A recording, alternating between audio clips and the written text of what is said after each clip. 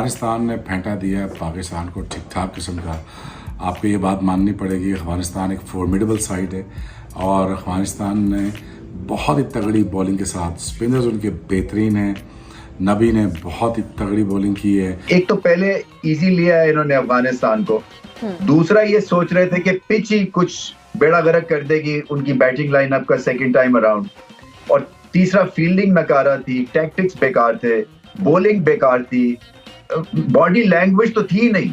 ऐसा लगता है कि नीदरलैंड, अफगानिस्तान और ये श्रीलंका से भी हमारी जो है अटैकिंग एवरेज जो है वो सबसे ज्यादा नीचे है। चढ़कर खेलते ही नहीं है, चढ़कर खेलना ही भूल गए हैं। बॉलिंग हमारी ना जाने क्या हुआ है, नसीम साहब चले गए तो ऐसा लग रहा है कि हमारे पास तो बॉलर ही नहीं है। आप फील्डिंग की बात कर रहे हैं, फील्डिंग तो खैर हमारी कोई नई बात तो नहीं है कि कल हमारी अचानक एक फील्डिंग खराब हो गई। अरे भाई, ये साल का पाकिस्तान टीम का मसला रहा है कि पाकिस्तान टीम आसान कैचेस भी छोड़ती है, कैचेस भी ड्रॉप करती है। तो आपका पीएसएल का टट्टी टैलेंट है ना, वो ये है, टीपी है। ये पिंडी की फटा पिच नहीं है कि इसके ऊपर आ जाओ और रन्स बना लो और जो है मेले लूट लो और आप इंटरनेशनल मटेरियल भी बन जाओगे। ये पीएसएल हो रही है भाईजान, ये इंटरनेशनल क्रिकेट हो रही है, ये पीएसएल नहीं हो रही है आपकी। क्या होगे, मारोगे, खाओगे और दफा हो जाओगे। हल्का मैच जीत गए, पहला मैच हल्का मैच जिसके अंदर उन्होंने अपना ना नूर अहमद खिलाया ना अल्लाह गजनफर खिलाया। जब बारी आई मेन मैच की, पकड़ के मैच हार गए। सामने नजर आ रही थी कि भाई साहब आप अफगानी स्पिनर से डरे हुए हैं। बहुत ही ज्यादा शर्मनाक मैं इस हार को बोलूंगा। मैं आपको मिड में भी ये बात कर रहा था कि जो अफगानिस्तान का स्पिन बॉलिंग अटैक है, इस बार वो पूरी के साथ आए हैं। इस बार वो प्रॉपर 3 स्पिनर के साथ आए हैं, एक नबी है और उन्होंने आज आपका भुरगस निकाल के रख दिया है। बहुत ही ज्यादा गंदे किस्म की शिकस्त आज आपको दिलाई है, बहुत ही ज्यादा शर्मनाक किस्म की हार मिली और पाकिस्तान को यार 170 रन का टारगेट आपको चेस करना पड़ेगा। हारिस का रोल ही समझ नहीं आ रहा भाई, आप किस तरह से अपने विकेट थ्रो करके जा रहे हो।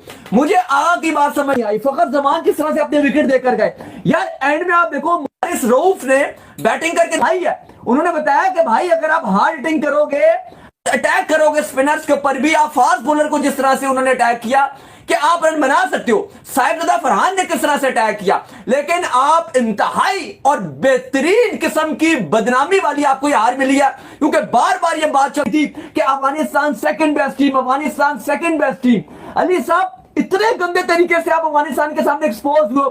आपने तो ये मैसेज एशिया कप में हर टीम को पहुंचा दिया कि अगर तुम्हारे पास किसी के पास भी क्वालिटी स्पिन होगी, हम फंस जाएंगे। तो भाई आप भी अपनी जो है वो क्वालिटी स्पिनर जो है वो लेकर आओ ना। आप भी अपने अंदर जो है वो स्पिनर जनरेट करो। इब्रार आपका बाहर बैठा हुआ है, हम तो लगातार चीख रहे हैं कि आप इब्रार को, सुफियान मुकीम को इकट्ठे खिलाओ। अब अगर आप ये सुफियान मुकीम से एक्सपेक्ट करते हो कि वो नूर की तरह का क्वालिटी बॉलिंग आपको कर देगा, तो सॉरी टू से वो नूर की तरह क्वालिटी बॉलिंग नहीं कर सकता। नूर बहुत एक्सपीरियंस बॉलर है, वो दुनिया की 10 लीगें खेलते हैं, प्लस वो आईसीसी वर्ल्ड कप के इवेंट जो है वो खेल चुका है। आपका सुफियान मुकीम तो अभी आया।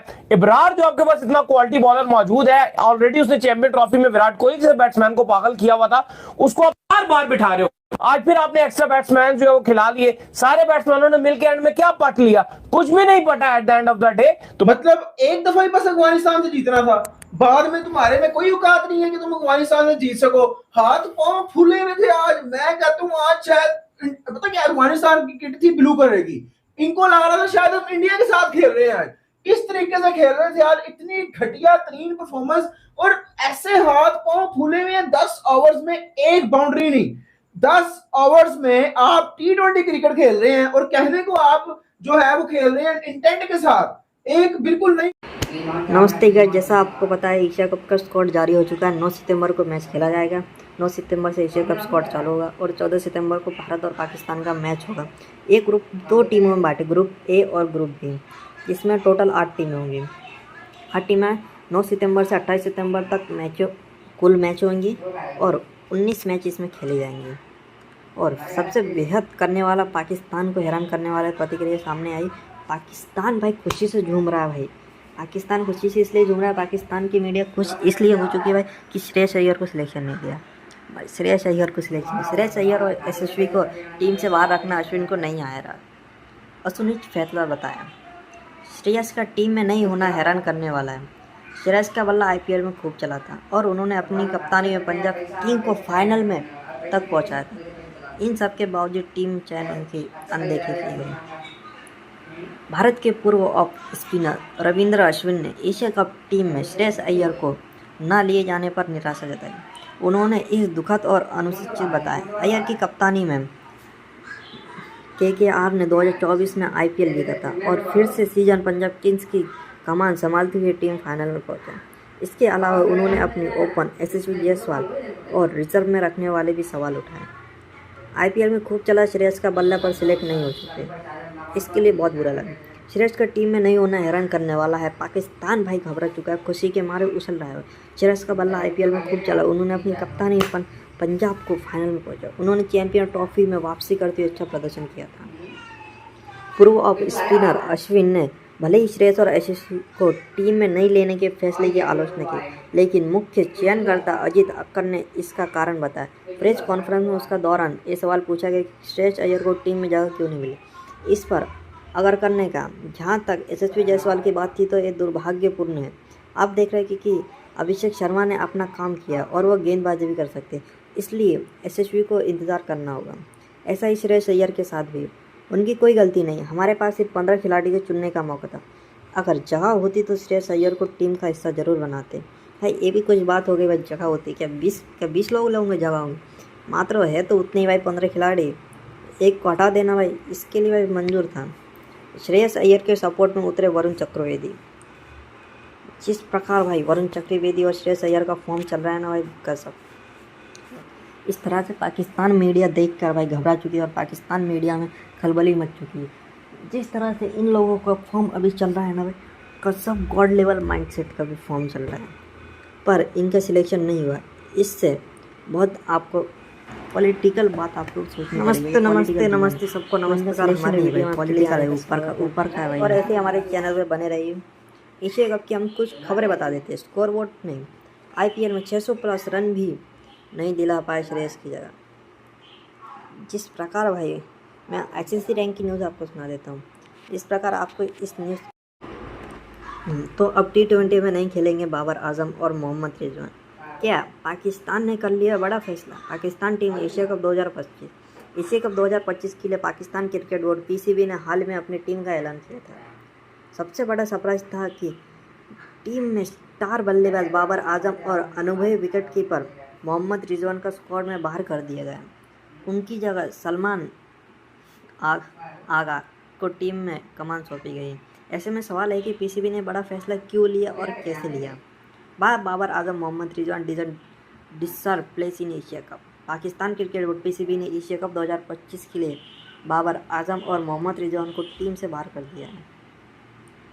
बाबर आजम और रिजवान हाल ही T20 सीरीज बांग्लादेश और वेस्ट इंडीज़ के खिलाफ घर और बाहर दोनों जगह में टीम का हिस्सा नहीं थे। ऐसे में उनका बड़ा टूर्नामेंट से बाहर होना इस बात का इशारा है कि पाकिस्तान अगले साल होने वाले T20 वर्ल्ड कप को ध्यान में रखकर नई राजनीति पर काम कर रहा है। पाकिस्तान सुपर लीग के पिछले सीजन में बाबर और पेशवार के जिल में 288 रन बनाए। उनका स्ट्राइक रेट 128 की औसत पर रहा। वही रिजवान ने मुल्तान सुल्तान के लिए 367 रन बनाए, स्ट्राइक रेट 139 रहा और उन्होंने एक शतक भी लगाया। दोनों आखिरी बार सितंबर 2024 में इंटरनेशनल खेले गए थे। पाकिस्तान के हेड माइक हेसन ने कहा, इसमें से कोई शक नहीं कि बाबर कुछ चीज़ों पर काम करने को कहा गया, खासकर स्पिन खेलने और स्ट्राइक रेट बढ़ाने के लिए। वह इन पर कड़ी मेहनत कर रहे हैं, लेकिन इस समय जो खिलाड़ी हमारे पास है उन्होंने शानदार प्रदर्शन किया। उदाहरण के तौर पर शहीद ज़ादा फरहान ने 6 मैच खेले और 3 बार प्ले ऑफ द मैच बने, जिसके कारण बाबर आजम को इस टीम से बाहर कर दिया। माइक हैसन ने ये भी कहा, बाबर जैसे खिलाड़ी के लिए पास BBL बिग बेस लीग में खेलने और साबित करने का मौका है कि वह T20 में इन कामयाबी को सुधार रहे हैं। वो इतने अच्छे बल्लेबाज है कि उन्हें नज़रअंदाज करना मुश्किल है। पर सलमान आगा और इस साल की शुरुआत में कप्तान बनाया गया। एशिया कप से पहले अफगानिस्तान और मेज़बान UAE के खिलाफ होने वाला टाइट सीरीज में उनका कमान दी गई। यानी यह तक कि पाकिस्तान क्रिकेट अब नई दिशा में सोच रहा है।